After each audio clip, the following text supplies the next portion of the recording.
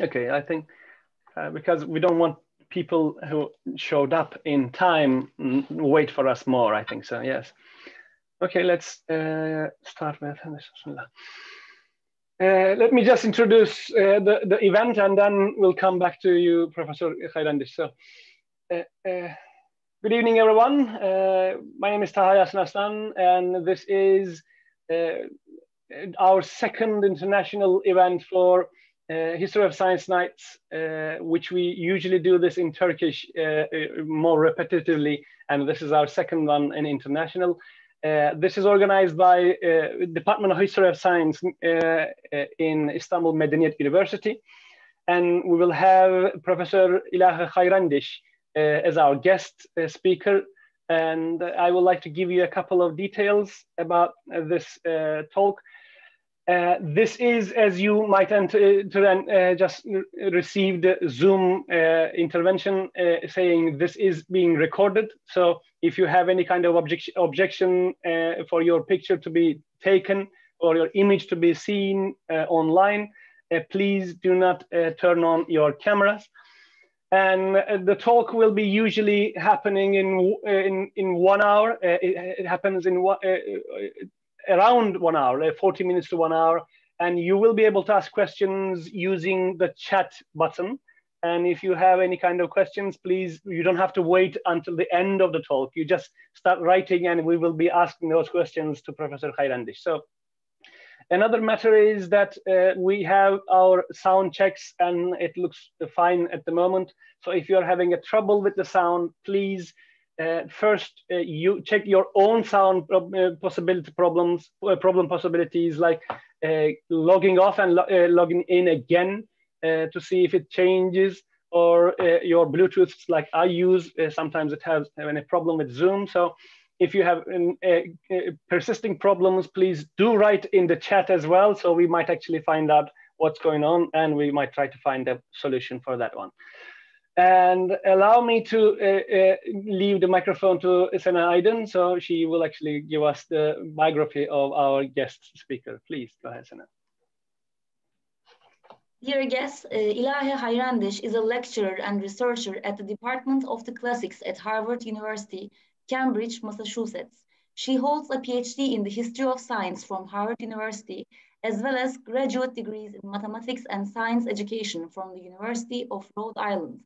Her undergraduate degrees are in applied mathematics and chemistry. She has taught courses at several departments at Harvard University, created exhibits at Harvard and Brown universities, produced documentary films and digital projects, and lectured internationally. Her most recent affiliation is with the Department of History of Art and Architecture at Harvard University and the Aga Khan Program for Islamic Architecture. Dear Professor, it's an honor to have you here. Congratulations on your new book, The Dialogue of Two Cities in an Age of Science.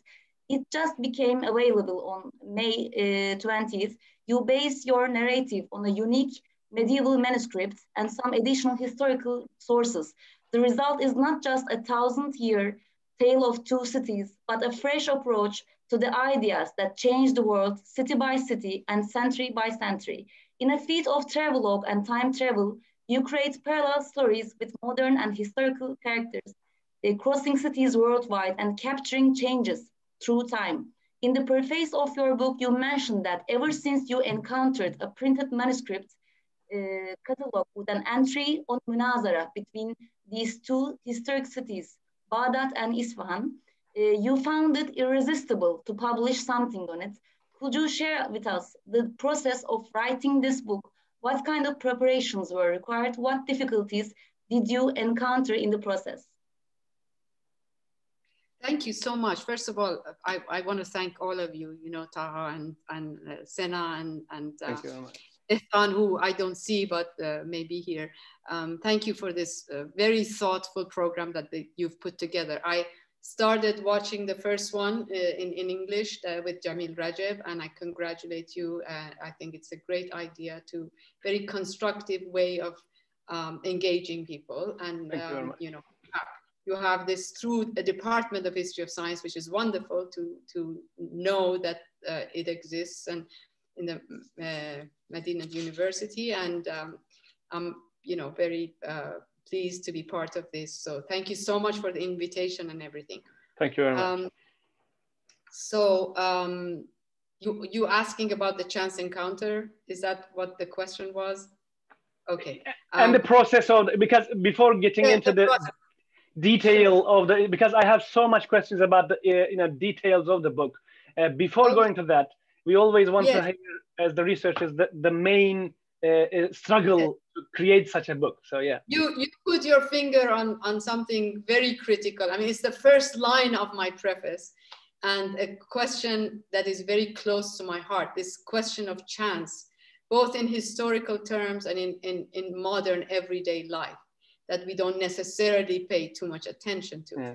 But in my case, this goes back a long time. I was doing my dissertation, and as some of you know, my main work is on optics, which in Arabic and Persian is manadir. So I was looking through different catalog manuscripts to find more manuscripts on Euclidean optics.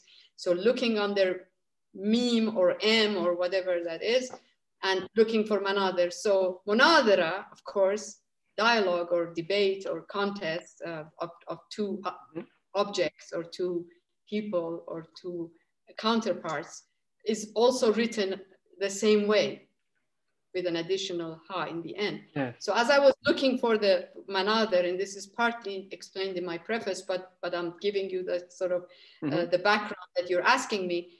So I was looking for that, and then I came across this manadir. I knew that this term, and I knew that there are usually objects. I'd come across things like pen and sword, or like an Arab and a Persian, and this and that, but I'd never seen it between two cities. So it really jumped out at me, and I said, wow, Baghdad and Isfahan, you know, there's such poles, you know, one is Arabic, one is Persian, one is, you know, sort of where science really sort of took off. And then the other one is usually associated with when it slowed down. So it was very attractive for me. So I obtained, and this goes back decades. I mean, this is when I'm doing my dissertation research. So I got the manuscript, and to my great surprise, I read it. Of course, it was undated, so I couldn't really, I had to work a lot to find out about when this is. Yeah. It is at least post 8th century Hijri, 14th century CE. So through some indications, I could date it a little bit. But it was very surprising for me that there was no mention of science, not a single thing. It was all about, oh, I'm better. You know how these dialogues are. I'm better, one side says, and the other, no, I am better. And then sometimes a third party comes and says, you know, you're good at this, you're good at the other one, and, you know, sort of meet halfway or something like that, a mediator. So in this case, it was always about, oh, my weather, my climate is better, my fruit is better. There was something of not of any interest to us as in intellectual history. There were names, some names that I could date people, I mean, the text with. But then I mean, I was still doing my research, so I didn't have any time or any possibility of writing a book. So at that time, I decided, I said, I have to sort of reconstruct the story of early science on this, because it sort of gives you such a good template to do it. Later on, when I talked to some publishers in the beginning, I mean, I was like halfway through the book before I even considered to publish it or choose a publisher. They said to me, more than one publisher said, you know, don't do it in the form of a dialogue. It's so difficult. So do it in a narration form, which is why I chose this particular format, that, you know, I speak in the modern sections, and then a generic student speaks in the historical sections. It's sort of a sort of class. Yeah, I think it's quite different, isn't it? Because when we see, I just actually shared the link of the book.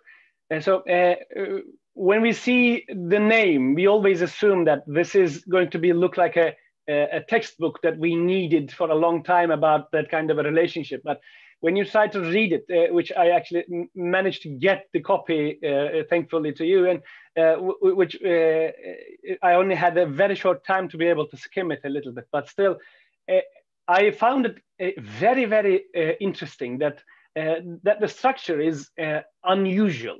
Specifically, before it's asking a little bit more detail about the topics about in it, but in the structure we see a person named Leo, and he's a modern person that he's in the narrative, and he's one section, and then we go back, and normally you would find that kind of a thing, I think, in the novel section, not in the science section. And then when you start reading it, you're actually encapsulated with the story of the person actually moving places, going places, and then you just put in there some hard academic data in it, and then you put all the references that a person could actually see in more detail what you're talking about. So how did this idea shaped, and was it hard to be able to do this? And who is this Leo? That's going to be my the second question. First of all, this Leo is I said it's a generic person. It's different students in my classes over years. I mean, this took, sort of longer than I expected. And so in every section, it's a different person. Yeah. But every single line about that student or that person is real. So there is nothing fictional about it. Now, why in this format? When you write something, well, we all are colleagues, and we all know that when we are addressing our colleagues or our readers, main readers, we have to be a little more specialized, we have to be more specific. So it's not very hard for us to do that. It may be time consuming, it may be require a lot of research, but we can, once we have that, we can easily sit down and write it. Now, for something like this, because my goal was to reach beyond our immediate colleagues, classicists, medievalists, I felt like there's a lot of, especially young people, and this is why the main character is a young person. There's especially people who come from our regions. They're in our classes, for example, or elsewhere when we encounter them, there is a lot of excitement about the subject. But then they won't really find that in the technical academic things that we write necessarily.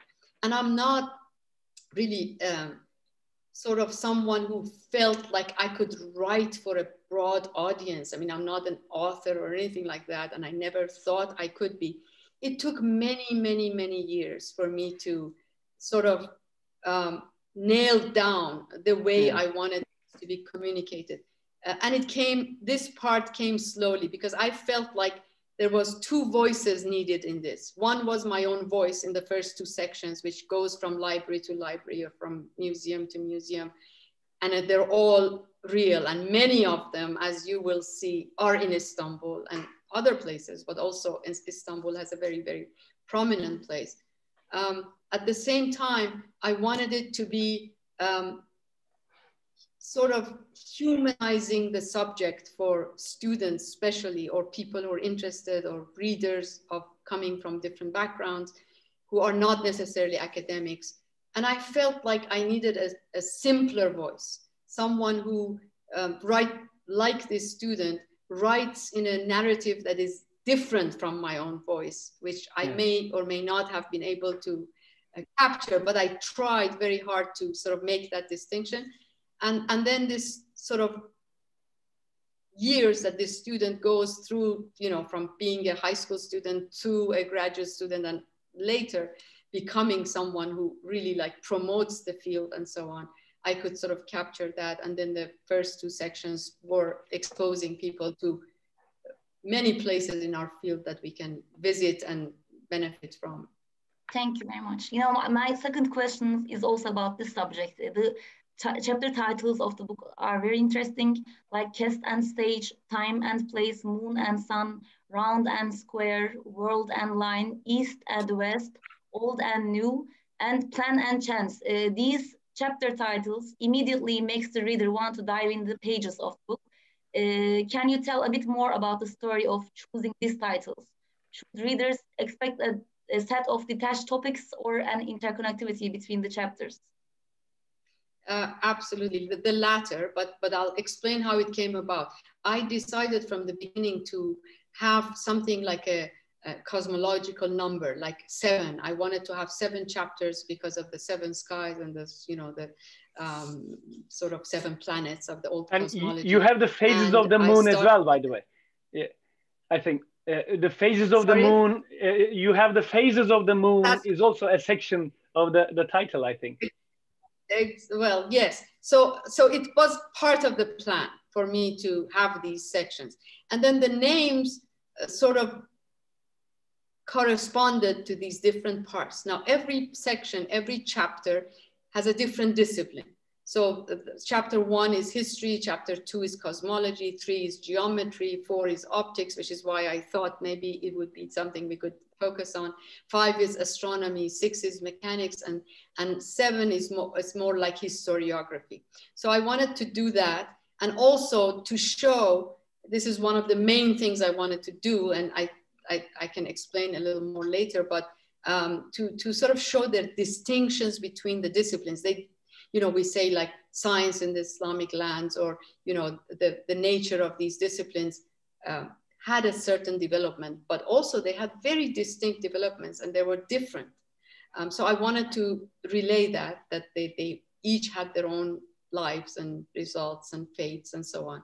So that there are distinctions, but to answer your question about connectivity, there is one main theme that connects all, like in any book. I mean, you can't just have patches of works. So I wanted to have a connectivity, and I didn't have to work very hard, because scientific transmission is a very important part of all these disciplines, as we all know. So that became sort of my topic of sort of transmitting knowledge about transmission of knowledge, which is what, you know, it comes up in the chapters a few times. So that's sort of the common theme of the different chapters. Then in chapter 7, when you talk about chapter titles, I have a section. There was a talk I had in Istanbul, and I think, Taha, you may have been there. It was in 2018, September. It was a full moon. I remember very well. We were in one of the rooms of the museum itself. And in that talk, it was called Around the World with Early Science, which is something that I had started in the workshops, in the summer workshops, and I expanded in that particular presentation.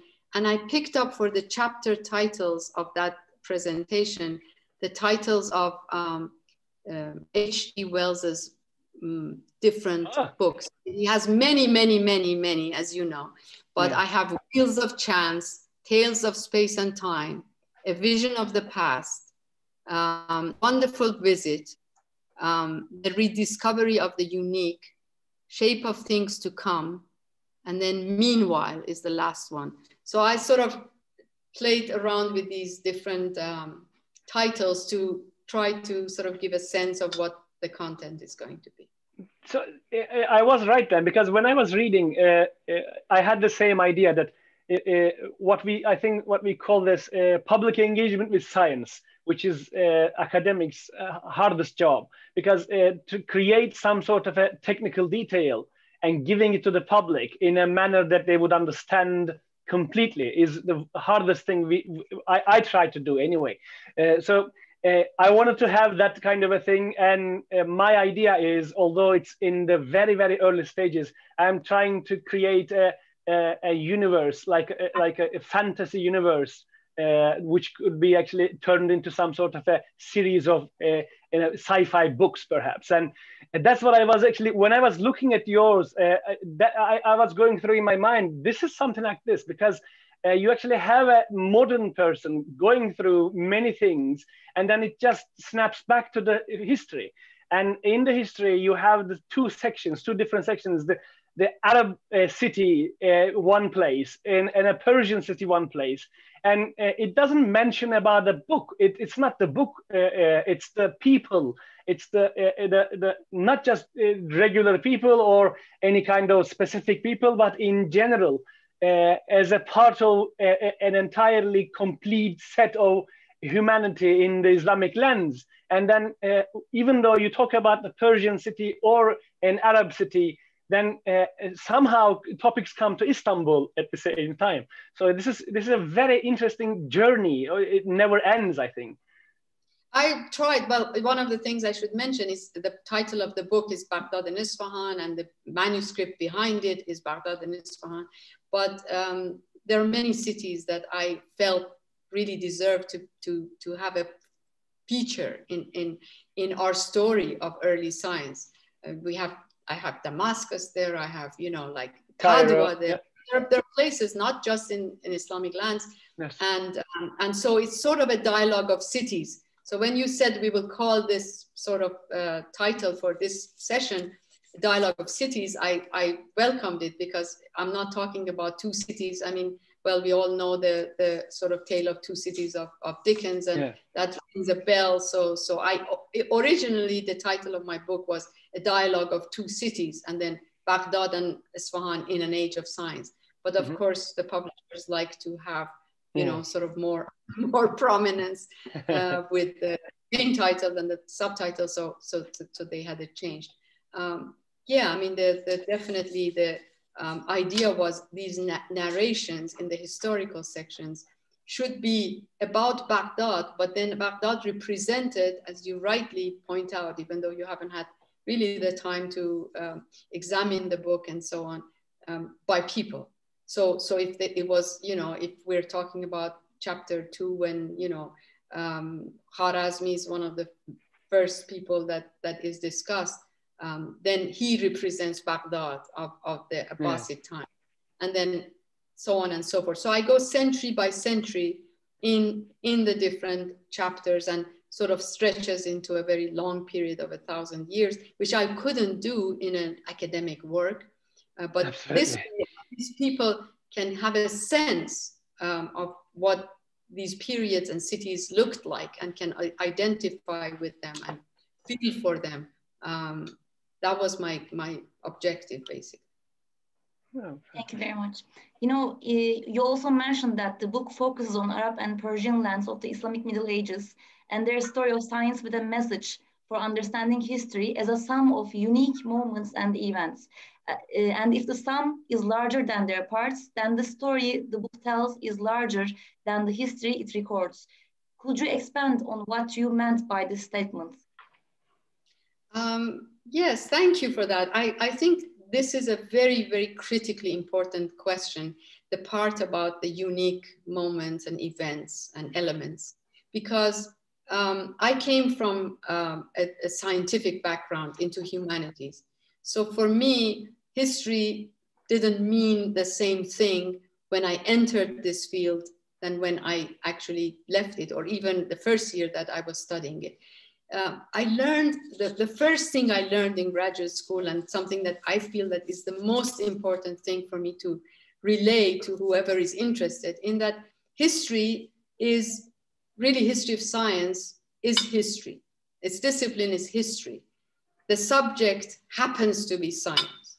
It could be history of art. It could be history of something else. It happens to be history of science. So that, you know, we are all told when we come to this field, forget about what modern science is, about the process. It has a name, like big history in the past. Now it might have other names.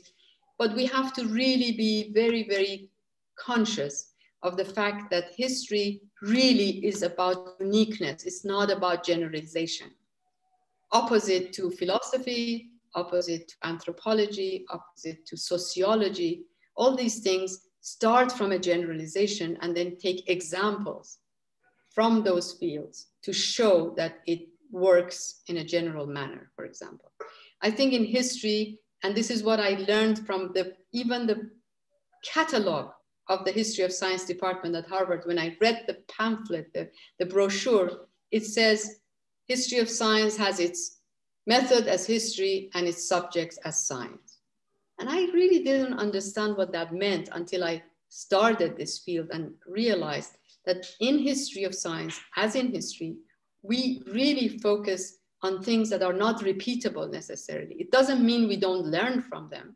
We learn from the links between elements and results or outcomes, but we also learn that it doesn't necessarily repeat itself. We don't learn it or study it because we know that if something happened in like 9th century Baghdad, that it will happen necessarily in 4th centuries later in a different place. No, in fact, we learn that it often doesn't happen that way. So the unique moments and elements is something that I really feel like it's important for us to understand, both when we do historical work and also when we are doing modern work about history. We have to sort of put on those pairs of glasses to look at the past. Otherwise, we become another social science, which we are not.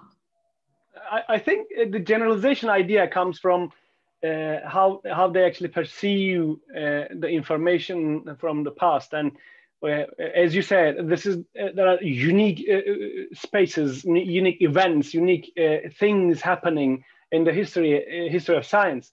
But at the same time, the interconnectivity, the relationship between different people over time, and the scientific nature, the continuity of the scientific nature of things makes people think that this is a generalization, and in the end it becomes like a regular historical approach, but it is completely different. And that's why we have transmission of knowledge actually in the history of science, because otherwise it wouldn't be a transmission, it would be just the same thing happening. So it is unique things transmitted to different places, and then again absorbed by the other people, and then become again unique again, and then another kind of transmission to backwards.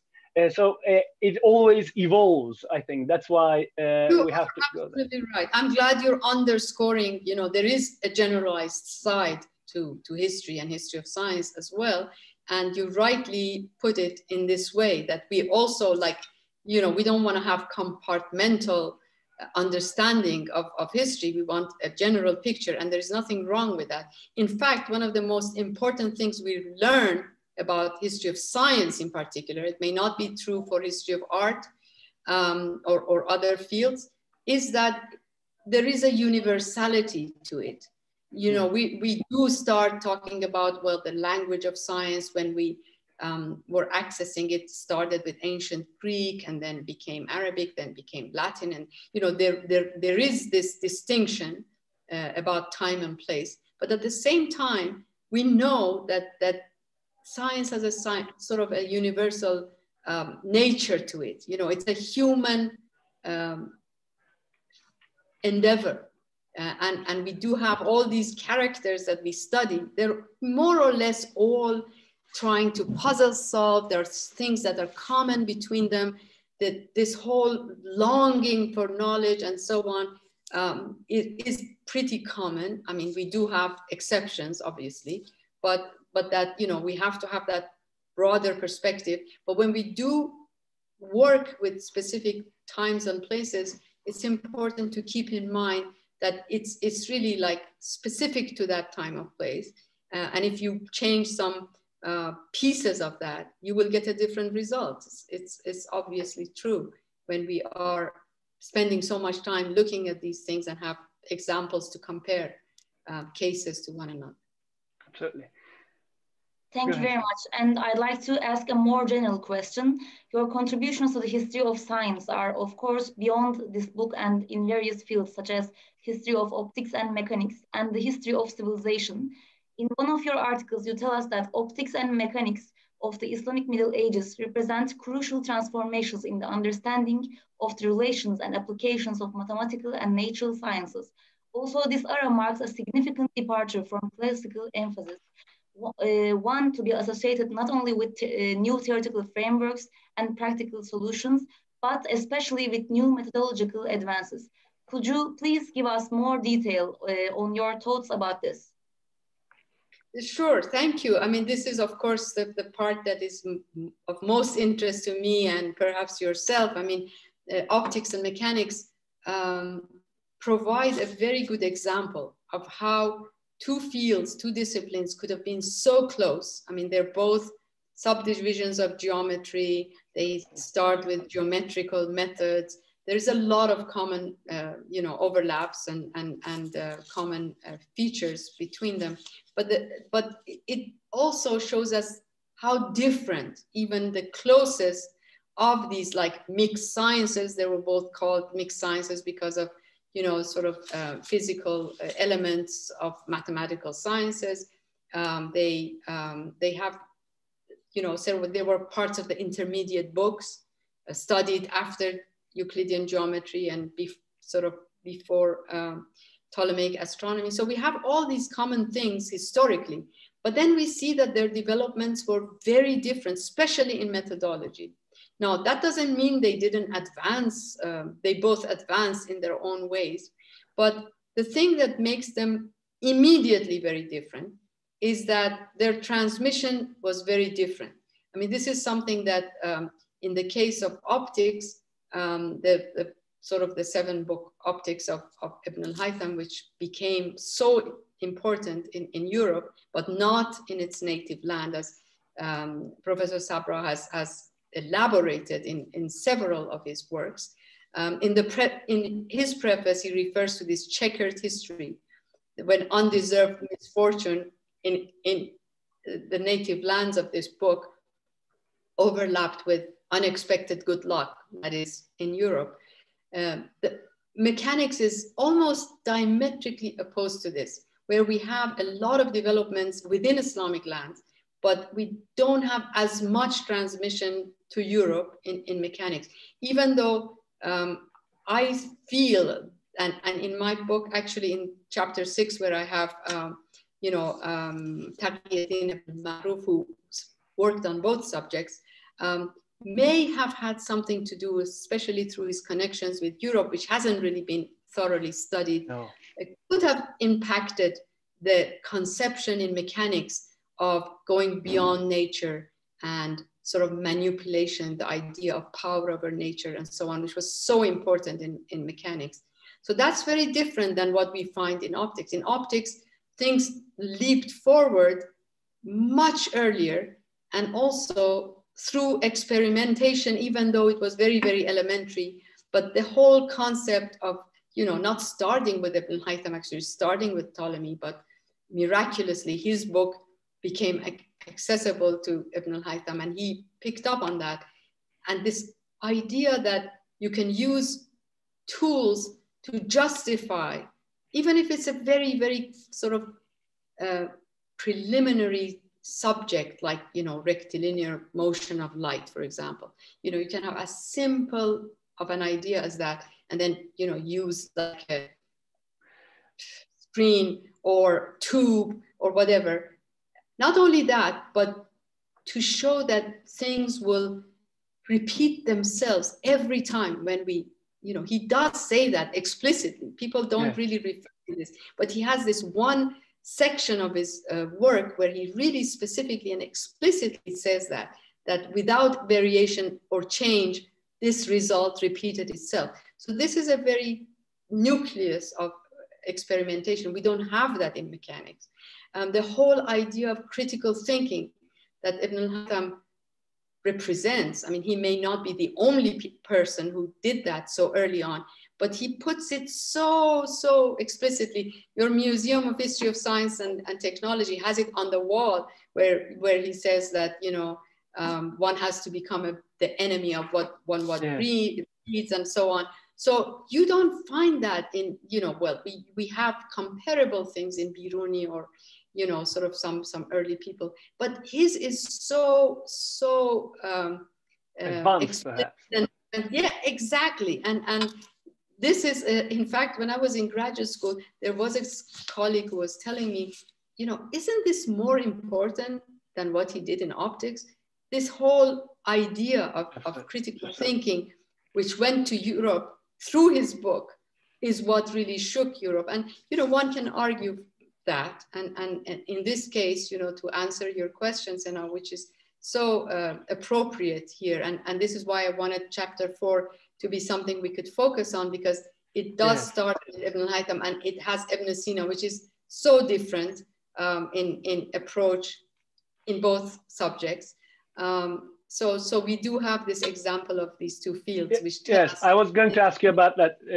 In that relation, can you explain a little bit of that chapter 4? Because yes, you just mentioned the question I was planning to ask. Because on one side you have Ibn al-Haytham, and how he was actually perceived by Muslims and non-Muslims perhaps, and on the other side we also have Ibn Sina. So what are we expecting? What kind of a confrontation between each other, or what kind of a connection you can actually say us about the chapter 4, please? Well, I mean, this is also a puzzle. I mean, they weren't aware of each other's work, first of all. I mean, this is something that I think one of the most remarkable contributions of Professor Sabro was to show that, we assume any book that was important and significant and impressive, that everybody knew about it. He showed through very, very meticulous examination that people not only of his own age, but even people like Nasiruddin Tusi and all these other people that you expect to have known this book weren't aware of it. So Ibn Sina and Ibn Haytham were living not too far from one another in the same century, and they didn't know about each other's works, or they didn't say anything. I mean, Ibn Sina in this case, his optics is completely different. It's Aristotelian. It sort of does sort of rely on this conception of reception of form without matter. So it's sort of the right direction of rays, but at the same time, it's so preliminary and backward when you want to compare it, that it's puzzling, why he wasn't aware. Why wasn't Ptolemy's book, for example, more widespread? Ibn Sina's autobiography tells us a lot, and this is part of chapter 4 that you're asking me. He says, without wanting to tell us that, because he doesn't know we're looking for that, many things about scientific education, that he had to learn his arithmetic from a greengrocer, that like scientific, he says, I went to a library of the Buyid caliphs, and I saw books there that I hadn't seen before or after. So many, many important books. So why wasn't Ptolemy's books one of them? And why wasn't he aware of, sort of the advances of his own age? Why wasn't he more advanced in optics is a puzzle. The thing about mechanics with Ibn Sina is that there is a book attributed to him on mechanics, but personally, I don't think we are convinced that he wrote it. There are, sort of doubts, serious doubts that can be raised about it.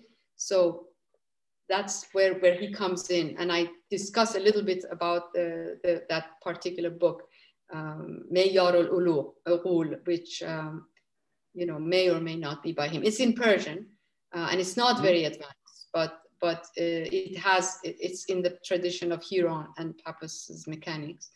But we don't know whether it's by him. In fact, the editor of that book says, I had many sleepless nights to know, like, did I do the right thing that I put the name of Ibn Sina on the cover of this book or not? So there are a lot of questions that remain to be solved, and we are hopeful that with all this new energy into the field with the young scholars, that we will slowly get to the answers of these things. May I ask a personal question on optics? My PhD is about the formation of rainbow in Ottoman science, and there are many works. The roads of Ottoman philosophers are actually, some of them follow Ibn Sina, and they continue his mathematical explanation. Some of them continue Ibn Haytham and Kemalettin el-Farisi. So the PhD thesis actually says that the philosophical background of the Ottoman philosopher affects a geometrical optical problem. And I didn't finish it right now, but I actually wonder why there are so many Ottoman philosophers looking up at the sky and trying to solve this problem. So may I ask in general, can we say when an Ottoman or an Islamic philosopher tries to solve a problem about optics, Is it because they want to reach to this beauty of nature, the mathematical perfection? So are they actually doing mathematics while they're, are they actually doing a very challenged and high level mathematics while they are actually doing physics? This is my question. Mm-hmm. Well, I have to say, I'm very fascinated, by the way, by the subject that you're raising, because I'm not very familiar with that whole tradition. But in my experience and the sources that I've had access to, there is no evidence that beauty or looking for harmony, or, I mean, I know that this has been said before, like about Qutbuddin Shirazi or other people, that there is no evidence in my researchers, whatever I have come across, that anybody would explicitly say, or there was enough evidence to say that their objective or their motivation was necessarily aesthetics or sort of harmony of geometry. What I can say is that philosophy is related in a sense that natural philosophy, which is very, very important in optics, even from the beginning, it's always mixed with optics, whether it's Aristotle or you know, Ibn Sina or Ibn Haytham, and all of these people, you know, natural philosophy has a very, very important role. Perception is an important part of optics, right? From the very beginning, we have idrak, you know, and so on. So to perceive something in the right way, and we have 9th century texts, like 3rd century Hijri texts, Ahmad ibn Isa and people who talk about this explicitly, that we want to know if this is the reality of what we see, because Euclidean optics was always about appearances. How do two objects appear in comparison to one another, for example? If it's closer to the eye, further from the eye, if the angle is smaller or bigger. But it's always about appearance. But a lot of people writing on this subject keep saying, we want to know what's the reality of this object. Very much like what we have in astronomy, that we want to know what's real. It's not like Ptolemy's Almagest is Ptolemy's planetary hypothesis. It's in the same way that they like to really know how we can get closer to what we see is real. And I suspect that rainbow would be another subject. They want to really know when we see these behind it, yes. It's real. If you know, it represents a reality, or is it a fantasy, or is it appearance? So that's as far as I think philosophy and natural philosophy and perception comes into the picture, not so much aesthetics or harmony of lines and points and things. Thank you very much. I think in this relation, to go back to Ibn al-Haytham and his, although it is elementary, but again, using instruments to do this, because, you know, as you know, I work on instruments. So it's always interesting to me why they would do this and how important it becomes when you use instruments. Yes, today, when you look at this, it looks into preliminary, so primitive even. But still, it's a change of perspective, I think, because, you know, there is a saying about the Greek philosophers that they discuss for ages about the number of teeth a horse would have, but no one actually would take a horse and open his mouth and just counts it, because no one does that, because they remain theoretical. And Ibn al-Haytham changed that idea. Even the simple thing that you put a tube and put a candle in front of it, and saying that, you see, if I actually close this tube, I won't be able to see it. And this is the simplest proof that you can have for the rectilinearity of the light. And no one does that as a proof, because they never actually try to prove anything at the time, in the sense that you can actually physically manifest it. And I think he changed that for optics or mechanics, even at some point, perhaps. In astronomy, we don't have the ability to be able to prove that, because everything we work on is beyond our capabilities. But I think physics is the most solid thing that you can actually use it and literally prove everything using instruments. And he was the beginning of that, I think. Absolutely. But let's not forget that he relies on things that Ptolemy did in the same way. Like if Ptolemy proved something geometrically, he also had a physical setup to back it up. And he's the one who was among the few who had access to Ptolemy. So we should remember that whole tradition of physical and geometrical sort of supplementary roles comes initially from someone like Ptolemy. And then we have Al-Kindi. Al-Kindi had an optical book that, as I'm sure Sena knows, is only accessible to us through Latin now. It's lost. But there is a lot in that book about tubes and shades and sort of shadows and candles and blocking. So Ibn al-Haytham is a recipient of these things. But what he does, as he says in his preface, he says, I want to take from these traditions the best of all of them and then try to combine them. He comes up with this concept of tarkib, combination from the natural, even his model, from a natural philosophical perspective, he takes sort of the direction of the ray. From the geometrical perspective, he takes the Euclidean visual cone that starts from the eye, but doesn't necessarily say that things come out of the eye. He actually rejects that very, very explicitly. And that's why he comes up with, a leap forward, both in the theoretical of the model, but also the experimentation, because this whole idea that we repeat something and we should get the same result every time is not in people before him. And there are many other things. So he definitely is a pioneer in certain areas, but we should also remember the context of his sort of sources and so on. Absolutely. That's the thing that you mentioned is relevant in even the late Ottoman optical works.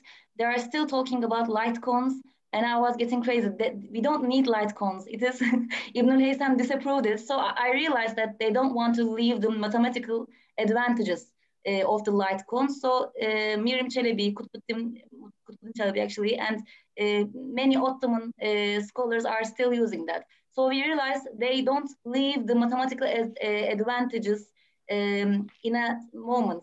They want to continue discussing alternative theories, as I understand. Mm-hmm. So one of the people that you are studying is Çelebi, Miriam Çelebi, or not? Actually, one of our scholars, Mehmet Arıkan, showed in the beginning of the manuscript that not Miriam Çelebi, but his big brother Kutbuddin Çelebi might have written the manuscript. And since Rainbow, you mean the one on Rainbow? Not yeah, the one on Rainbow, Risale-i Kavs-ı Kuzah. Yes, I think he's gonna write something about it and prove his points, because since the fact that Kutbuddin Çelebi died in a very young age, we think that the Risale-i Kavs-ı Kuzah belongs to Miriam Çelebi, but he has good ideas about actually going after this thought. So I think we should wait for him to write about it. That's very interesting. I do have a section on Çelebi in the book, which I didn't really expand because I haven't really studied him very, very closely. But I came across a Persian work that I also found in the Arabic version of section of it, and it's on optics, and it's in Istanbul, and it has a very striking passage about Europeans sending mirrors to people in Khorasan to examine them. And that was really, to me, very, very shocking. And it's an anonymous work, so we don't know the author. But my guess, and I may be completely wrong, but I don't have any evidence that it couldn't be Miriam Çelebi.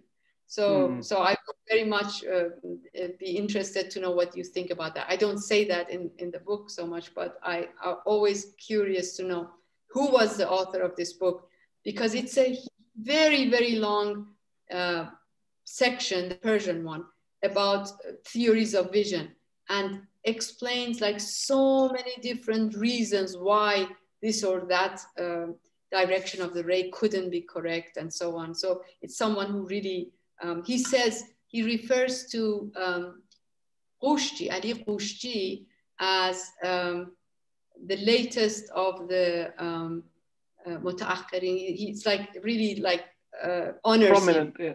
So it could be his, you know, it's his grandfather, so it could be that. But he says he's wrong. He says دفع کلام قوشتی میکنم, which is like has to be someone prominent enough to say that Qushti is wrong.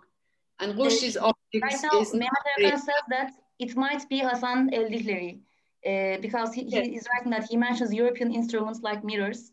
So this is an idea. I think we should follow this. Yeah, actually, Dr. Fazioglu, I've mentioned this to him, and he had actually, I think, brought up that possibility. But I would be very interested to know, like, you know, if you have any advances on that subject. I hope your colleague publishes it, and if not, we can all work. I will not write the name Miriam Chalabi in my PhD thesis. I know that far, and I'm really making pressure on Mehmet Erkan. Write this, and I will put a reference to you. So he'll probably write about it. And after this, we will not be using the name Miriam Chalabi, but Kutbuddin Muhammad Chalabi, I believe. So I want to ask my last question to you. Finally, could you tell us what kind of future projects you have in your mind after the publication of this book? In which areas will you please your readers with your meticulous way of working and your scientific understanding? Thank you. We all work on different parallel processes, as you know, like we don't have one project because it takes so long to do these things. My official project through the classics department is publishing the mechanical tradition of Papas of Alexandria, the Arabic translation, and also with a colleague we're working on. I'm focusing more on the Arabic and especially Persian tradition, and the text attributed to Avicenna, which, you know, may or may not be by him. But anyway, it has a very long tradition in Persian in particular. And we are publishing that with Springer. So that's my official work, which I'm doing. Like most of my energy has to go into that. But the extension of the book, as you're asking me, there is this one aspect of work which is methodological. Another aspect is conceptual. The methodological aspect of my work has to do with sort of the interplay between the physical and traditional ways of doing history of science, and then the sort of the new technologies, advancing technologies, and how we can apply that to the history of science, digital humanities, or whatever you want to call it. So I started through the workshops actually that I was doing in Istanbul over the summers, it's a few summers, developed these footpaths of works. And it all started inspired by the book of Ibn al-Haytham, whose manuscripts, all the known ones are in Istanbul, and we displayed them actually in the workshop, and it's in the book as one of the events of the book. That way, you know, sort of, I will continue with that, because the optics of Ibn al-Haytham, you know, sort of, if you really like go through sources and see where it was, it really was much more in Europe, and it really has like just one case where Kamaluddin Farsi sort of writes a commentary on it. So we can see through the footpaths, you know, how it populates in a certain way. And now with the discovery of this manuscript of the books in the Topkapi library that we just published, that Golru Najiboglu published with all the colleagues, there were documentations of the Ibn al-Haytham's optics in that library in 1502 AD, since that's how, you know, it's dated in that book. Mm-hmm. So we now know that it existed, even it existed in Istanbul for people to have had access to it, but they didn't. And it's a big puzzle why people didn't really use this book. Maybe they knew about it, or they may even refer to it, but they didn't use it effectively. And so I started with some students working on the footpaths of that and other sort of other subjects now, you know, the footpaths of authors, footpaths of works. So as far as the multimedia kind of work that I do, timelines, that's part of my work. The other aspect is sort of more the conceptual part of the work. And in that, I sort of left off the final chapter, almost. I'm sorry. It's all right. Just a moment. You have some tea, please. Yeah. I've been talking too much. I think, no, yeah, let me just. I'll be good. I'll be fine. Let me just try to ask a couple of questions while we're actually waiting for your water. So, this is true that it is very hard to be able to understand why they would actually use it and why never use it, or even with Ibn al-Haytham and Ibn Sina example, which is because sometimes it's quite interesting that when you see a manuscript, it's written in Baghdad or in Isfahan, and in 10 years we can see it in Marrakesh. It's in very short time you can actually see copies going everywhere around the Islamic world. So it is like the globalization of the Islamic world in that time, in the sense of the book culture. But at the same time, sometimes you see one of the most prominent person's book.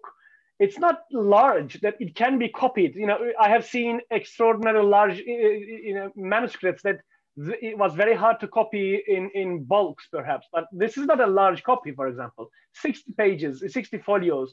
Still, no one uses them. Like Ibn Shatir, he was one of the most prominent. I think he was, for me, he's the best of the best in the astronomy in the Islamic world. And he doesn't deserve this obscurity that he actually received. Yes, some people know him. Some people writes on his works, but he was actually, again, like Ibn al-Haytham, is changing all of the conceptions.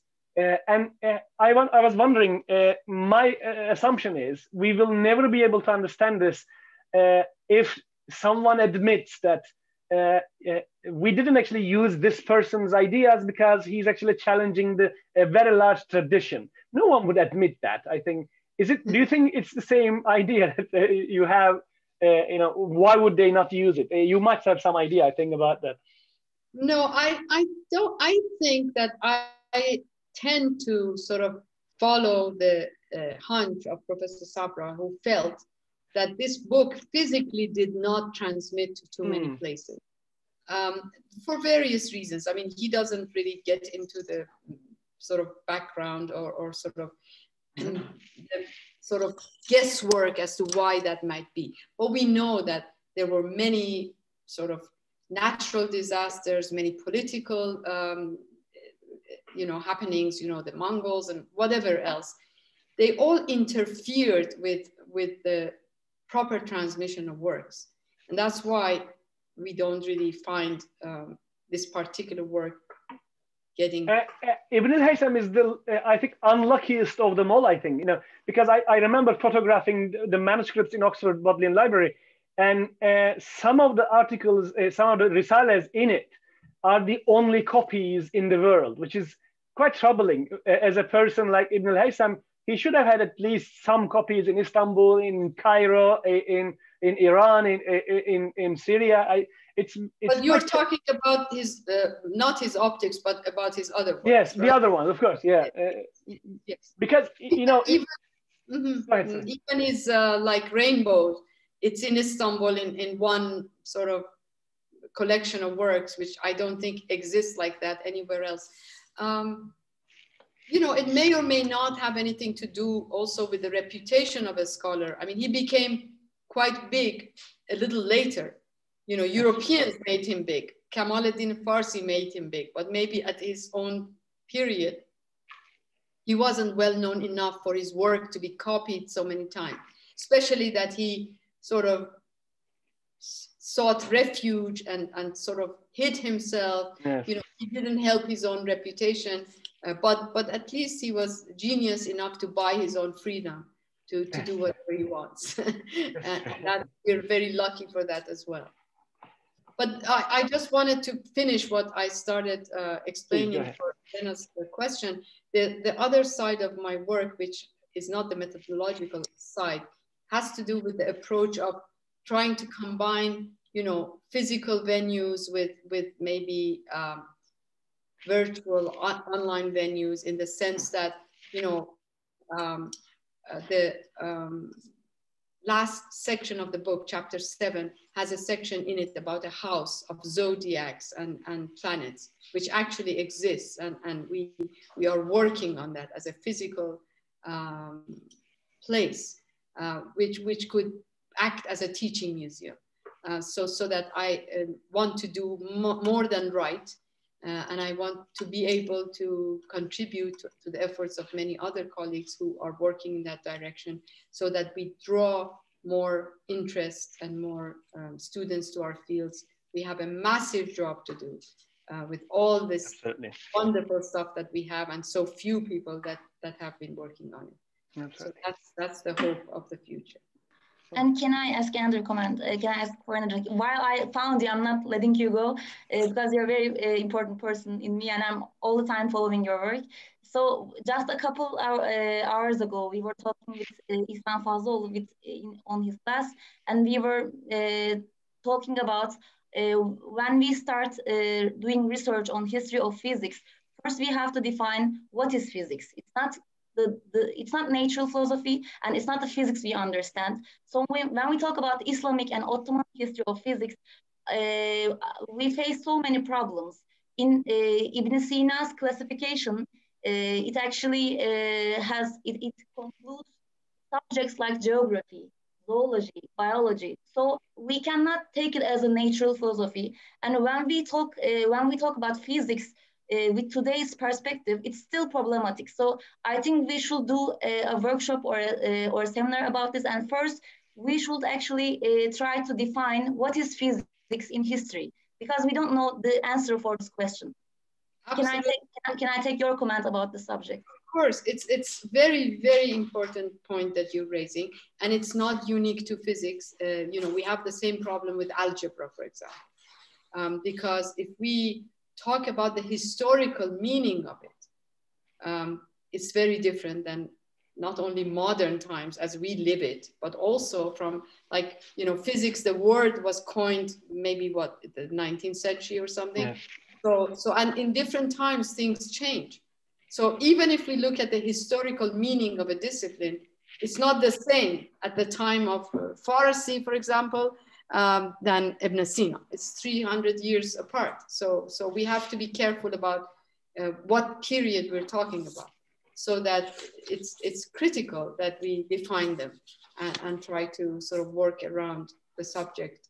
What is the course that you were talking about? Is it a course on the history of physics? İhsan Fazlıoğlu's Ottoman Science course, and we were talking about before we do a systematical research on Ottoman science, we should do workshops on every subject about how to do research, how to define the subject of the science in history. I mean, in mathematics, we first need to work in mathematics, physics, chemistry. We should firstly realize the importance of determining the methodology. So this is I feel it mostly in physics, because I know physics myself, but I believe Taha Hoca needs in his work as well. So for example, in physics, we realize in Ottoman science, there are subjects like Ishraki physics, Ishraki optics, like Kutbuddin Shirazi, and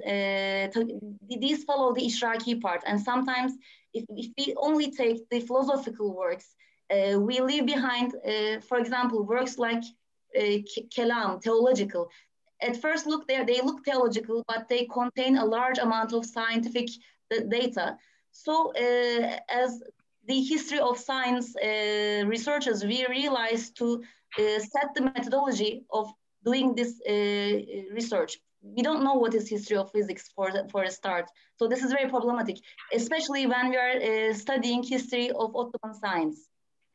That's absolutely true. And history of mathematics has the same problem, because as you rightly say, for example, geography is defined as part of mathematical sciences. I mean, if you tell someone today, like geography was part of mathematics, they'd be very surprised.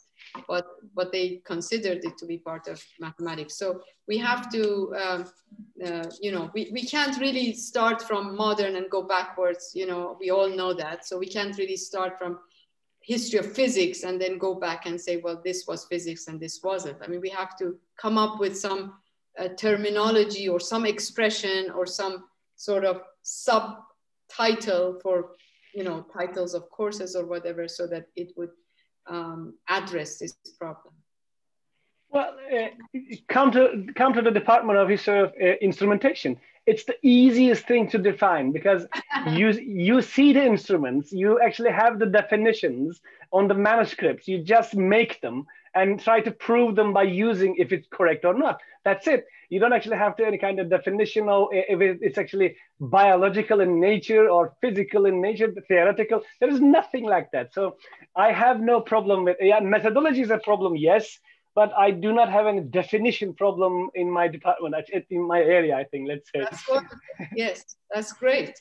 And that also is an important thing to teach to your students and so on, so that they can see the distinction between history of instrumentation and other aspects of, say, astronomy, which does require sensitivity to the historical meanings.